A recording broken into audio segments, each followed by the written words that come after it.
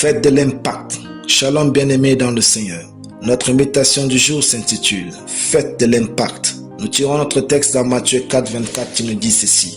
Sa renommée se répandit dans toute la Syrie, et on lui amenait tous ceux qui souffraient de maladies et de douleurs de divers genres, des démoniaques, des lunatiques, des paralytiques, et il les guérissait. Alléluia. Ne cherchez pas à être populaire, cherchez à avoir de l'impact. Être populaire, c'est avoir un nom qui sonne partout. Tandis qu'avoir de l'impact, c'est avoir des actes qui parlent de vous partout. Dans notre verset du jour, la renommée de Jésus se répandait. Pourquoi jusqu'à ce jour, des milliards d'hommes continuent de parler de Jésus, de vivre pour lui? Jésus avait vécu une vie d'impact. Comment avait-il fait? Notre verset dit, il les guérissait. Ainsi, nous comprenons que c'est ce que nous faisons pour les autres afin d'améliorer leur vie et de les conduire au succès qui définit notre impact. Si vous voulez avoir de l'impact, refusez d'être trop rempli de votre propre image. Servez Dieu et servez les autres. Être influenceur et être influent sont deux choses différentes. Dans le premier cas, il y a plus de bruit que d'œuvres divines autour de vous. Dans le second cas, il y a plus d'œuvres divines que de bruit à travers vous et autour de vous. Puisque la réputation est préférable à des grandes richesses, dit Proverbe 22, 1a.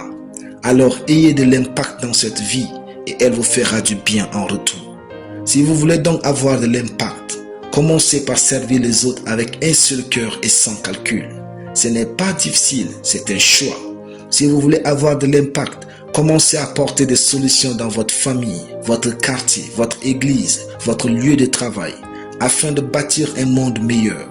Si vous voulez avoir de l'impact, honorez aussi Dieu dans toute votre être. Tant que vous passez votre vie à déshonorer Dieu, en parole et en acte, votre vie sera éphémère. Poursuivez un but précis en visant le bonheur des hommes. Quoi que vous fassiez, mettez l'homme au centre de vos intérêts et que Dieu soit pleinement représenté par votre personne. L'impact est le signe que votre vie a du sens sur la terre. Plus vous êtes petit, plus vous ne pensez qu'à vous. Mais pensez au-delà de vous et chaque jour, contribuez à façonner la vie des autres.